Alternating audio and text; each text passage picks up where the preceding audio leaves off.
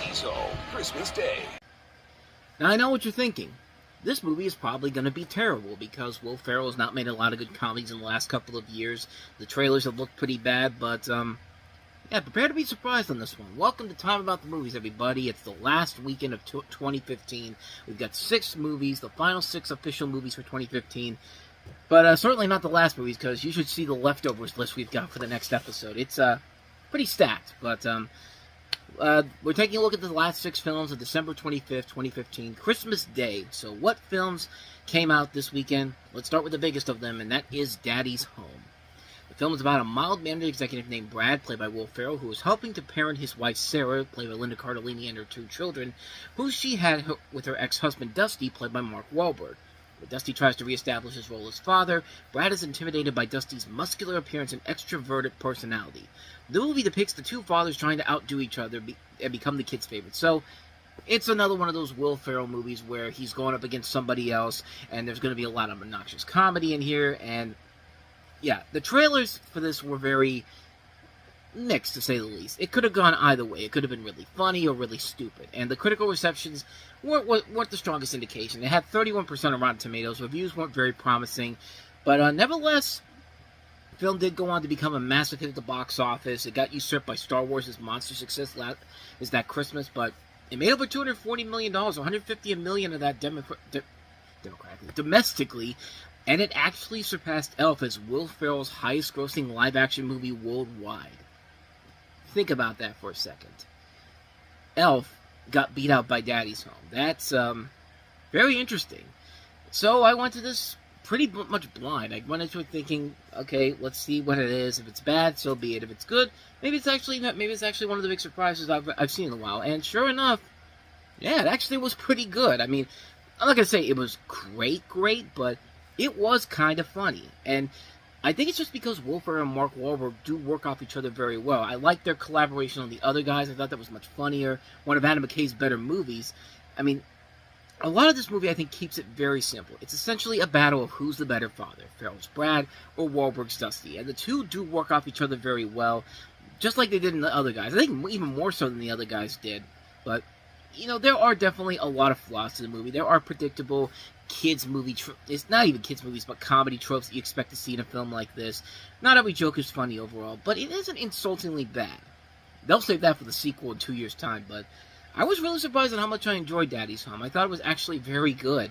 I mean, it was a good, fun, enjoyable family comedy that surprisingly got more laughs than you'd possibly expect from it. Not a classic movie by any means necessary, but certainly a lot better than it could have been. Easily. So with that, I will take that as a win in any book, So let's go ahead and take a look at some of the other movies that came out on Christmas Day. A lot of them are Oscar contenders. Well, almost all of them. But let's take a look at our next movie, the latest from David O. Russell, and that is Joy. I give these kids 50-50 odds. Everybody, have a good time. Joy, rated PG-13, December 25th. Well, certainly no Silver Linings Playbook. It's at least better than American Hustle was.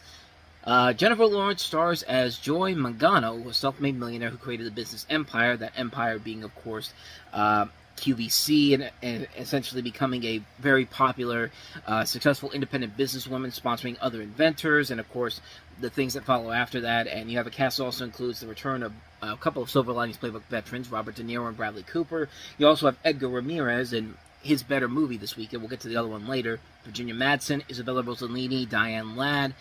And yeah, like I said, it's definitely a better movie than American Hustle was. It isn't trying desperately for Oscars. I mean, it is trying, but at least this time they're succeeding a little bit better than this one does. And it does work because it's Jennifer Lawrence giving a really good performance that really does stand out overall. And yeah, she's the best thing about the movie. The movie is very interesting in the way it's shot and the way it's presented. And yeah, it's an overall enjoyable movie. Is it one of her better movies? No, I think it's definitely in the mid-range, but like I said, it's better than American Hustle was. I thought American Hustle was trying way too hard to be an Oscar bait movie, and it kind of failed miserably on that front. I mean, that wasn't a bad movie, but I definitely like Joy a lot better than this one. Yeah, not much more to say about it, except that I think Jennifer Lawrence really is the thing that does keep it above something like American Hustle. I forgot the name for a second there, but good movie. Could have been a lot better, but certainly could have been worse than American Hustle. Certainly, but Well, technically it was kind of that, but it was certainly a lot better than our next movie, because out of all the movies that we have here, okay, maybe not, but this one's the second worst of the whole weekend, and that is Will Smith starring in Concussion. Who are you? Tell the truth. Tell the truth. Fine, I'll tell the truth. Your movie ain't that fucking good, Will Smith. I mean, this isn't 7 Pounds offensively bad and give me an Oscar, goddammit. But it's no Pursuit of Happiness good. This movie it was definitely a trip. This is based on the expose Game Brain, played by Jean-Marie Laskus, about Will Smith as a pathologist, Benedict Amalu, who fights against the National Football League, trying to suppress his research on chronic traumatic encephalopathy, aka CTE, aka concussions. So, here's the thing about this movie. I don't know if you want to trust a movie where the NFL is fully supporting it, even though they try so hard for the longest time to try to hide concussions from everybody. But the moment I think the movie really lost it for me was the fact that Roger Goodell, guess who plays Roger Goodell in this movie? Luke Wilson. Luke Wilson, Roger Goodell. Do any of these two look like the same person? I mean, I get it. You gotta put stars in here to get people into the seats, but come on. Luke Wilson, Roger Goodell. I think we have a lot of problems with this movie. Now, the movie isn't a complete disaster. It's a movie that works because of the performances. You can tell Will Smith is trying his best to save this movie whatever he can. It's the strongest one of his career up to this point. I mean, it's a good performance. He delivers big time in here, but he can't save the rest of the movie. This movie is so safe and so toned down, it's not even funny. It's no wonder why the NFL would allow their name over this, because they probably interfered with them going extreme as they should. And I'm sorry, you can't make a safe and toned down movie about fucking concussions. They always say the NFL is a corrupt organization, and after watching Concussion, you can definitely get the feeling, because you can't take a serious subject like this and just tone it down the way they do it in this movie. That's like saying they're going to make a movie about Steve Jobs and completely skip over the fact that he's an asshole. Oh, wait. Danny Boyle and Aaron Sorkin didn't do that. They made one of the best movies of the year. This one, no, not even close. I mean, this movie should not be afraid to go extreme with such a sensitive topic, but they did. The second they put that PG-13 rating on this movie, it was already dead in the water. I knew that they were not going to get there. And yeah, Philadelphia was PG-13 back in 1993 talking about AIDS, but A, they were tackling a touchy subject at the time, and B, the rating system was much less strict back then. I mean, this movie is just, it's boring, man. And Will Smith, yeah, trying his best with this film, but even he can't save this movie. The fact that he literally refused to go to the Oscars because how dare this movie not get an Oscar nomination for him? It's just like, dude, you didn't deserve it because yeah, you were good in the movie, but you starred in that terrible movie. What do you really want to be remembered for at the Oscars? Do you want to be remembered for a performance that actually you earned in a performance that you won for King Richard? Or in your case, you essentially almost blow that by literally slapping the shit out of Chris Rock that same night. Just like, I mean, it's a mess, man. This movie, you can't make a movie like this and make it safe and marketable where they're putting promotions during NFL games. I mean, that's the biggest hypocritical thing that this movie did. And yeah, it backfired big time. It was a massive flop when it came out. The performances are fine in this. I mean, this should have been kind of the equivalent to the NFL's equivalent to Silkwood. This should have been a movie that you could tell that they're trying to do something like Silkwood. There's a couple of shots in the trailer that are very similar to the last scene where Meryl Streep is being followed by a car before she eventually gets killed. I mean, you could definitely tell they're taking a lot of similarities and references to Silkwood and putting it in here, but you can't do it in a movie where the NFL is fully behind your back, making sure that you don't go too far. This is basically the equivalent of what's being done now with most musical biopics nowadays. It's basically, you know, let's make a safe and marketable movie and don't go too extreme, because if people found out, people like, let me rephrase that. Sorry, I lost my train of thought there.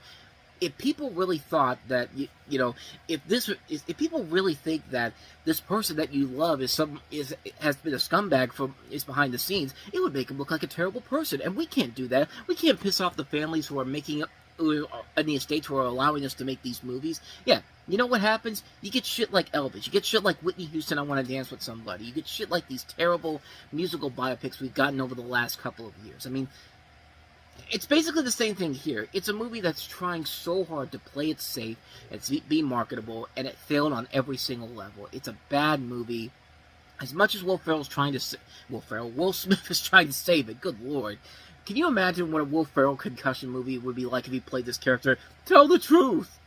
Tell the truth! No, he'd be screaming it like he won in those bad comedies, like, tell the truth! Tell the truth! Like that type of thing. But getting saliva all myself, good lord. But you get the idea. This is not a very good movie, despite Will Smith giving probably his best performance up to this point. But man, it was not worth it for this movie in general. This was a pretty lame movie, and like I said, it's not as bad as 7 Pounds, but it's no Pursuit of Happiness, and it's certainly no King Richard. But it is what it is. But you know, I'd rather watch this again than watch our next movie. You want to talk about a remake of a remake that was completely unnecessary? Point Break. So why not deploy your chute above the jungle and escape like a normal person? Because I'm thinking these aren't normal people, sir.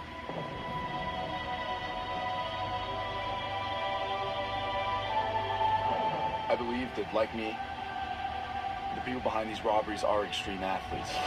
Bodie, do you have any idea how many people you've killed? How many laws you've broken? The only law that matters is gravity. Now, if that was the end of the movie, that would have made it worth it, because you hate those two guys so much in this movie. A couple problems with the movie from the get-go, but I'll talk about the plot first. This is, of course, a remake of the 1991 movie starring Keanu Reeves and Patrick Swayze. I'm not getting my names right today. I don't know why. Steel City Con weekend. It's that type of a weekend where you sit there for a long time and your brain just doesn't work as soon as you get home. But this is a remake of that movie with Keanu Reeves, Patrick Swayze, directed by Kathryn Bigelow. And it follows a young FBI agent who infiltrates an extraordinary team of extreme sports athletes he suspects of masterminding a string of unprecedented, sophisticated corporate heists.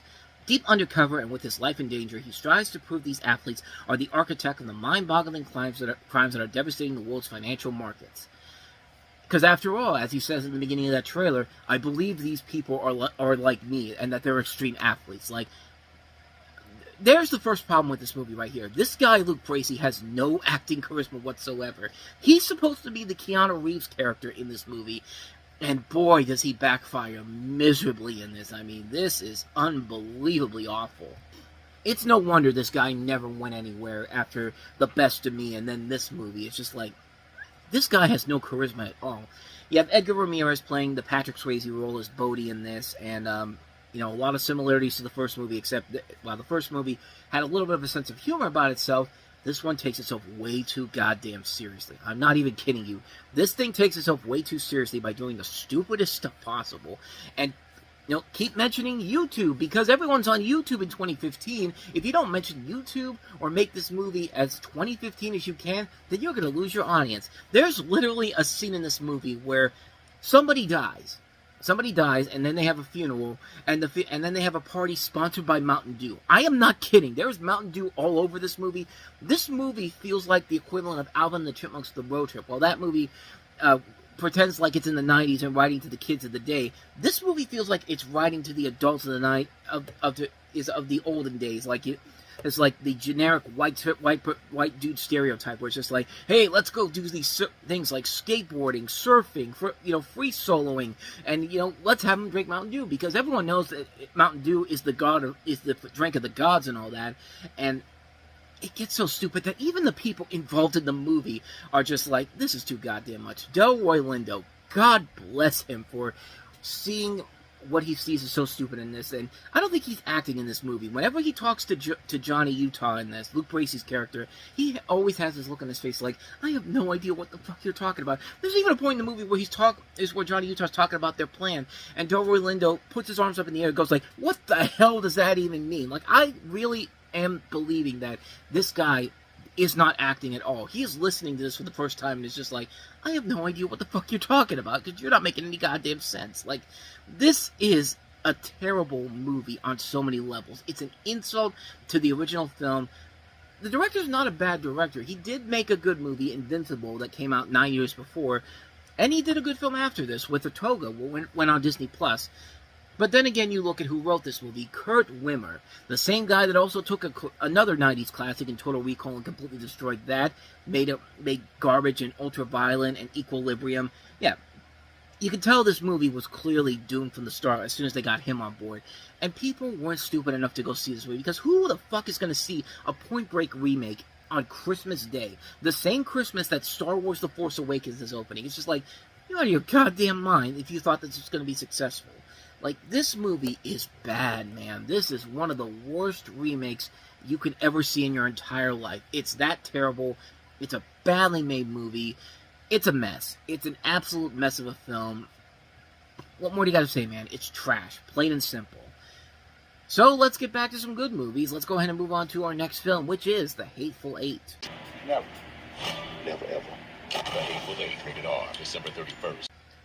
Certainly a better movie than Django Unchained was, and in my opinion, it's still the best Quentin Tarantino movie we've gotten since is in the last couple of years, man. I mean, after Inglourious Basterds, this is much better than Django Unchained. This is better than Once Upon a Time in Hollywood, and yet it's the one that doesn't really get as much attention as it should, because it's friggin' amazing. You got Samuel L. Jackson, Kurt Russell, Jennifer Jason Leigh, Walton Goggins, Demian Bakir, Tim Roth, Michael Madsen, and Bruce Dern as 8 strangers who seek refuge from a blizzard in a stagecoach stopover sometime after the American Civil War. And like I said, I think that not only this was Quentin Tarantino returning to form, it's the best Quentin Tarantino movie I've seen since Jackie Brown. I mean, Pulp Fiction and Jackie Brown are the echelon of great Quentin Tarantino movies. I mean, this is a return to form for him, going back to a more simplistic setting, focusing more on character development and bizarre situations that made movies like Pulp Fiction, Reservoir Dogs, and Jackie Brown as memorable as they are.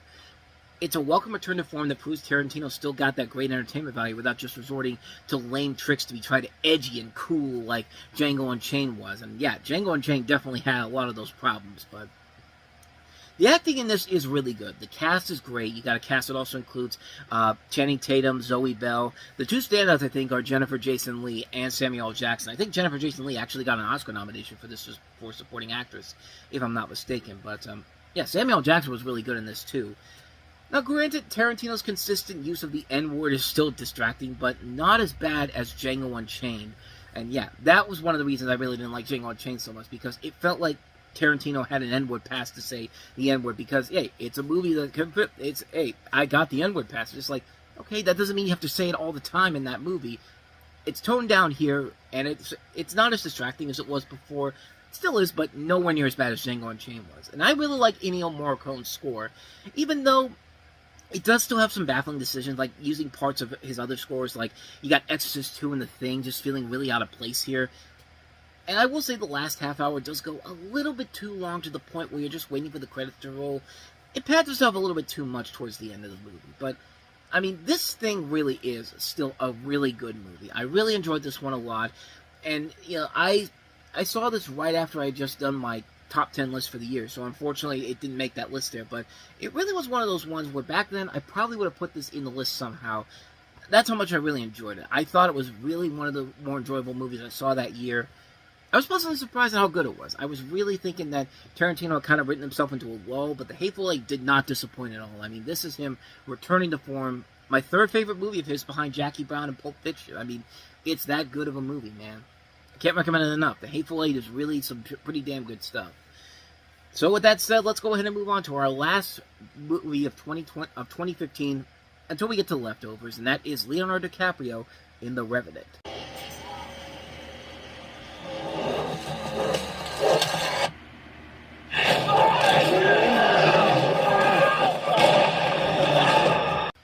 And all it took was getting raped by Cocaine Bear to win that Oscar for Leonardo DiCaprio. I mean, master craftsman, man. Okay, he did not really get raped by a bear, but come on.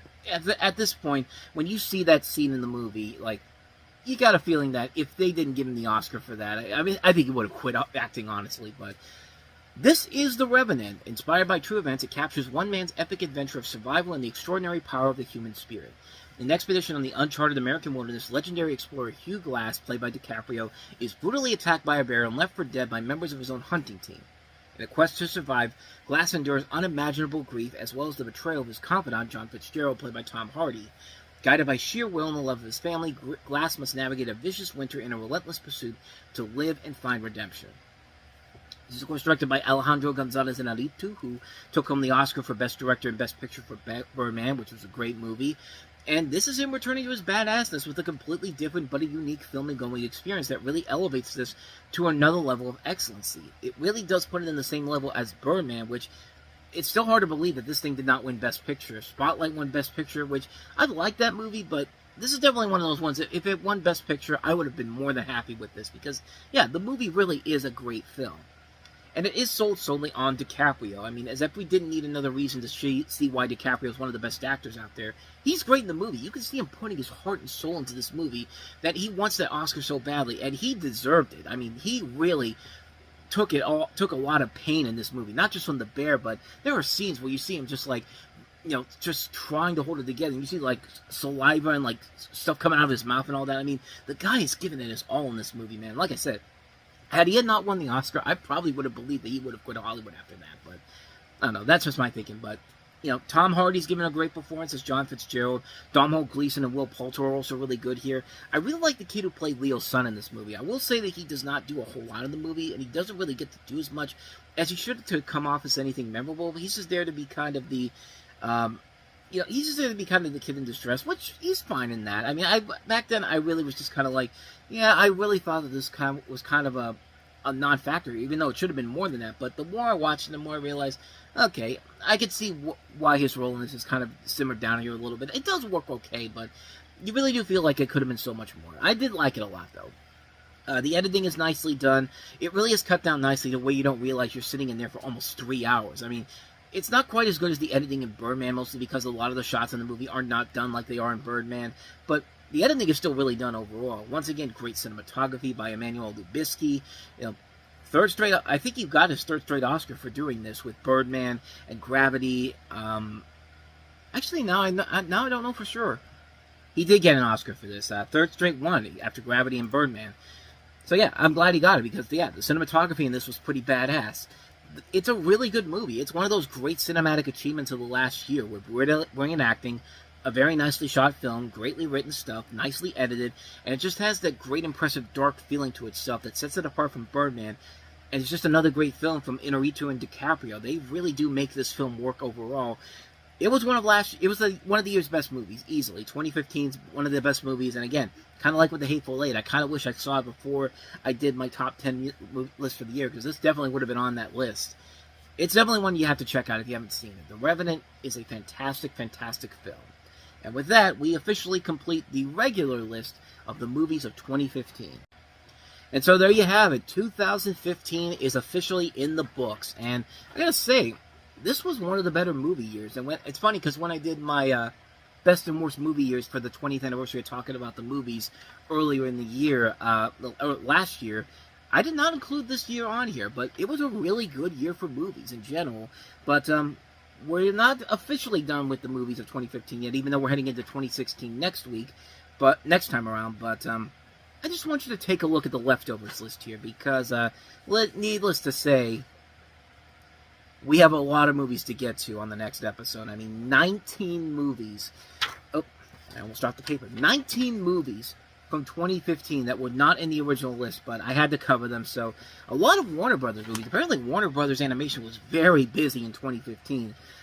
Case in point, the movies that we'll take a look at them from them. Justice League Throne of Atlantis, The Flintstones and WWE Stone Age SmackDown. We're finally going to get to that one, even though I teased it in 2011, even though that was not exactly the movie that was not the year it came out.